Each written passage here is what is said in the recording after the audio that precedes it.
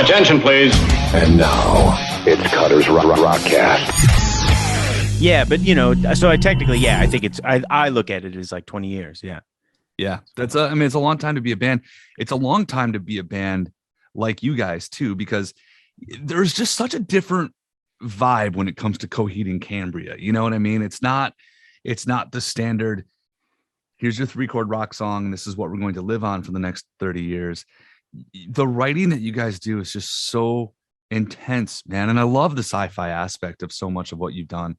But I imagine it's got to go to a deeper place to do the style of music that you guys do. I think so. When I, and I'm sorry if you already know this stuff, Cutter, but when I created the idea of Coheed and Cambria 20 years ago, I did it because I had a hard time being sort of the mouthpiece of the band, right? Singing songs about myself, my personal life. So I created a concept to basically hide my stories in, so it does go someplace very deeper. And I think, those early records were certainly, my sort of coming into being from adolescence into adulthood. I think there's a lot of those themes in there. There's a lot of me being immature. There's a lot of growth in there. I definitely look at say the new records in the Vaxis sort of arc, more of a reflection of myself coming into fatherhood, so there are very real sort of deeper things than just the surface of say the concept. A lot of people see Coheed and Cambria and they think, oh, it's the comic book band. And true, we do that. But if you kind of peel back the layer, you start to get into sort of the humanity and the realness that kind of lives behind the facade. I'm glad you said that, because I kind of wanted to go there anyway. The comic book band, which is such an interesting phrase in of itself anyway. But again, the stories that you guys have been able to write and go back and forth on. I mean, you have, like you just said, the Vaxis world, you have that and you kind of come back to that with Shoulders. But again, it does always seem like, yes, there's the story going on, but there is some sort of living thing within it. But is it difficult, I guess, as a lyricist and as a songwriter, to be able to keep that theme kind of going and be able to kind of come back and forth? You mean the fictitious side of it? Right. Keep that going? No, because I think now I've become so accustomed to it. So there was that one point where the band put out the one record without the concept. And, that was me writing a record to sort of tribute the experience of, anticipating my son. Right. And I loved doing that. But it definitely, with so many years of translating this music into something just unreal, I felt like I missed it. And it's not tough because, like I said, a lot of the stuff is coming from a very real place. Sure, I understand maybe where I want the story to go, but life is really going to dictate the moves that I'm going to make. So it's I could say character A needs to go to C, right? But I might experience something in my life that says, you know what, C's not the place to go. We're going to go to F. Does that make any sense? Well, okay, yeah, sure, I get that, right? Because instead of I'm going to go psychobabble here, but instead of the straight line of path, right? If you're here and you want to go to here, the actual path is going to go like this. It's going to snake through and not go straight. Absolutely. Yeah. I want my story to be told to some degree. So it's tough to kind of just make everything absolute, in terms of when it comes to the concept. It's so nothing is really absolute. It's really it's just an idea until the songs are sort of written, and the songs really kind of inform, and the themes in the songs really inform where the concept goes. Did you know, I mean, when you're writing as a kid or and you're doing rock and roll and you're playing guitar and you're singing, Did you know that this is where you wanted this to go? Like that you were going to write like this specifically for music? Um, yes and no. Like I wasn't always the front man. I wrote songs for Right. bands. But when I became a front man, that's when I started to realize, and again, I mean, I'm in my teenage years and the band isn't even really a thing at this moment, but I started to realize that the songs that I were writing were fictitious, like, and they had some sort of of me in them, but they weren't what they are now. And I think when I took a trip to France in 1998, that's when I started to think about, okay, well, if this is how I'm writing music, then maybe I should create this sort of narrative that if I am so lucky to make records, that kind of weaves through the catalog of stuff that I create. So so I think maybe around my coming out of high school is sort of where I started to think, well, this is what I want to do. This is how I'm going to do it if I'm going to be a singer, basically. Okay, now do me this favor. Uh-huh. Put the influences together, because the style of music that you guys play is obviously, yes, there's progressive and there's metal undertones, but there's also pop undertones, and there's also emo undertones and metalcore undertones, and there's some death stuff here, and you can hear sort of all these different things going on. So what kind of stuff are you listening to that made you that influenced you to the point of, I'm going to play and I'm going to be a musician? I think everything. I listened to everything. My father was very much into classic rock, jazz, blues, Latin music. So that was like, I was getting that That's from a plethora him. of stuff in of itself. Yeah.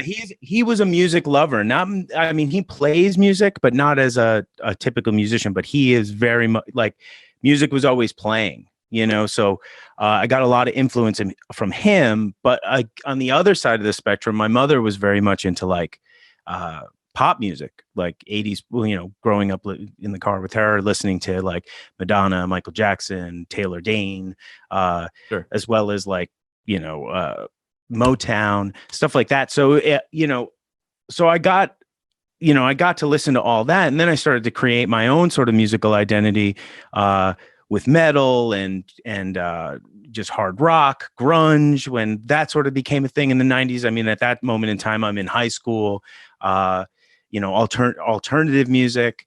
Mm-hmm. So I think, I just, all of that stuff was very influential, but it wasn't until I met my friend Patrick I want to say junior, like right before high school, junior high, that I decided to start a band, with him basically. And, I think the things that influenced me as a songwriter, that's where, we had a friend of ours. I'm sorry, I'm going all over on a tangent, but we had this friend of ours stories, man. A friend of ours had this, like, his dad worked at sort of the pressing plant for Caroline Records, and they had a bunch of like, in his basement, they had a bunch of these. I think that was the case, but there was all these like Caroline Records, like tapes. They were tapes in his basement, and we would sort of pick from them. And the Misfits, Legacy of Brutality, Naked Reagan, Gay Bikers on Acid, like these weird, like sort of things that were that we had never heard of. Bad Brains, like we started picking them, and that's kind of what, especially the Misfits, Legacy of Brutality, that sort of kind of set me on the path of like, oh, this is how a song is, because those are simplistic songs and they were easy for us to emulate. And I think that's where I started to get my understanding for songwriting. But yeah, sorry, I'm going all over the place. No, please. I wonder how many times Doyle's heard that. Oh, you guys influenced me on how to songwrite, But I love those songs. I mean, melodic, simple, like I'll fanboy for a second. We opened for Doyle. I play in a couple different like cover bands and acoustic, whatever. And we opened for Doyle a few years ago, and it was the greatest, most ridiculous, over the top thing on the planet. First of all, as that kid, like Metallica is my band, right? So obviously it didn't take long down the wormhole to find Misfits, right. So to be able to first of all, be able to open up for Doyle von Frankenstein, holy shit. But it was just every song was the lead singer, gets, and I don't remember his name, and I'm sorry, but he, hey, this is a love song, so if you want to dance, you can. But it's just it's so good. But then the chorus hits, and it's right there, and it's in your face, and you remember everything about it. I love that about them.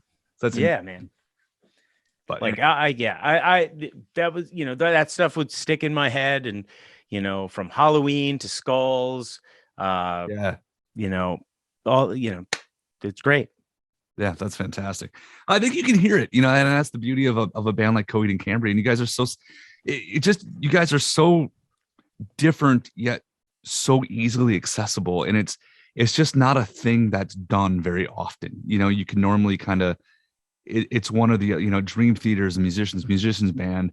It may not always appeal to the standard music listener, but you guys have songs that do both, and I think that's pretty amazing. Right on. Well, the funny thing is like and I don't know if this has anything to do with any of that, but like I'm not really a musician in like the sense that I really understand what I'm doing. Like I learned everything.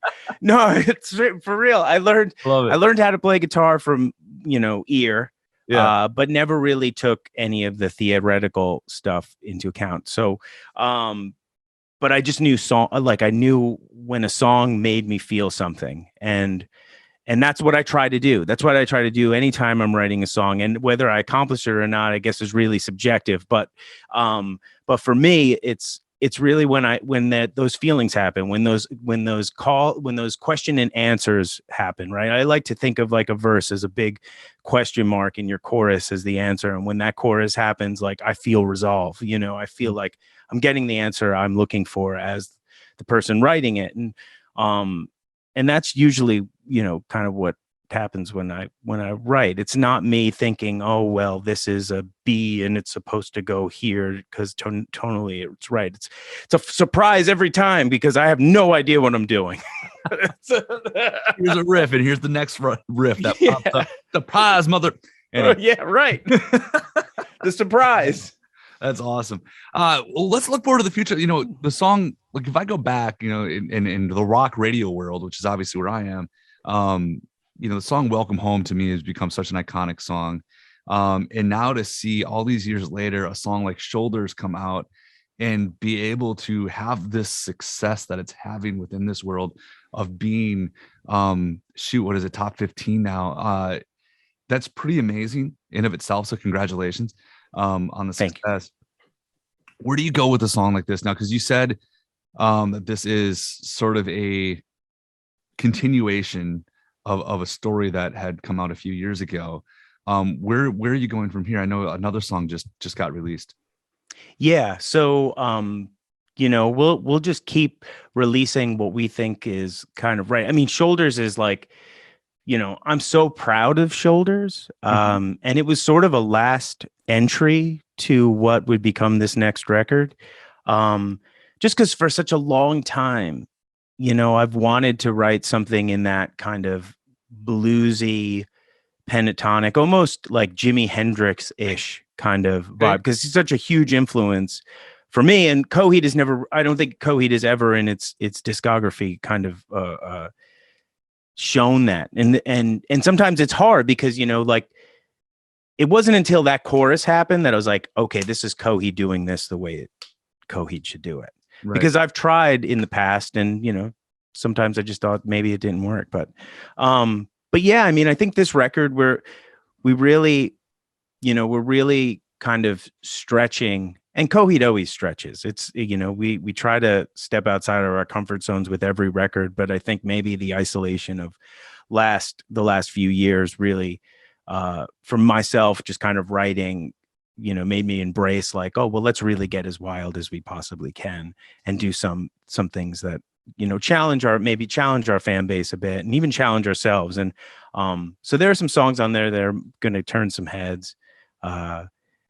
Shoulders might have been one of them. I don't know. But yeah, we're just going to keep releasing cuckoo music. Cuckoo music. No. You've got all these different volumes of different stories. The next one that comes out is going to be the greatest hits collection is called Coheed and Cambria Cuckoo Music Volume. There you go. Some sort of crazy thing. So, okay, so you're releasing one-off songs now, but there obviously is a record. So when's that coming?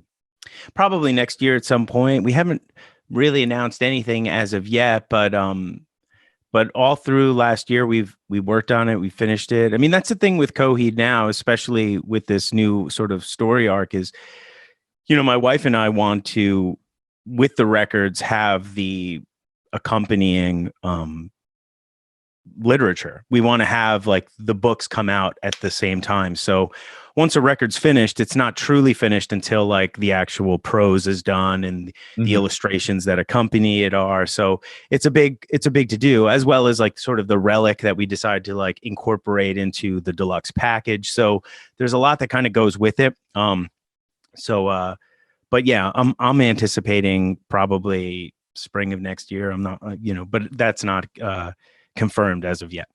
Gotcha. Well, either way, we'll be looking forward to it. Okay, this is just me being observant. What are you playing right now on the PS5? You see the PS5? Oh, I got my PS5. And listen, Dick, because one of the lucky people, I got one too. But there were it was a lot of not sleeping and watching Twitter feeds. Yeah, right. Like, funny. So I got a PS5. I also got a Series X. Yeah, I got them because this was like maybe the middle of the year. I would wake up in upstate New York when we would like go visit like my family, and I'd wake up at 5:00 and I just checked Target, and I woke my wife up. I was like, I got a PS5. It was like 5:30 in the morning. I like bought this thing, and I'm like, I'm going to pick that shit up. And like, yeah, I don't know. That's amazing. I just got lucky. But I've been playing Call of Duty Cold War and Vanguard. Okay. On PS5, and I just started playing the multiplayer on Halo on Xbox Series X. But I'm not really I'm not that big a fan of the Halo multiplayer. I'm really kind of looking forward to the campaign. Sure. The Halo story is actually, I think, pretty underrated. I love it. I think Halo 1 is probably one of my favorites of all time, if not my favorite, because it's like with the song thing, it's like kind of stumble upon a game and get so immersed into it, and like it's like every Halo that comes out, and that's why I have an Xbox Series X. I think it's really just for Halo. That doesn't surprise me though. Like, I've always been a PlayStation guy, and right. And it was Final Fantasy VII that did it for me. That was the original, 17 years old and buying that, and then that was it. But my buddy, when he was on leave from the army in, like, what are we talking here, 2002 maybe, maybe 2001, he brought an Xbox over and had Halo, and we would sit and game on that, and then he left and he was shipped out, and he left at my house. So I got to play Halo for months on right it, while he's literally shooting people, I'm shooting aliens. It was fine, and then he took it back. But yeah, that's interesting. Well, good job. Congratulations on being able to get both of those. Pretty awesome that you're able to do that. So anyway, thank you for the time, Claudia. I greatly appreciate it. Look forward to more new music. Shoulders, which is absolutely incredible, obviously available. You can check out the video at cuttingedgecountdown.com. Dude, again, thank you so much for this, man. Oh, thank you for having me, Cutter. It's super cool. Cutter's Rockcast. Don't forget to tune in. Exactly.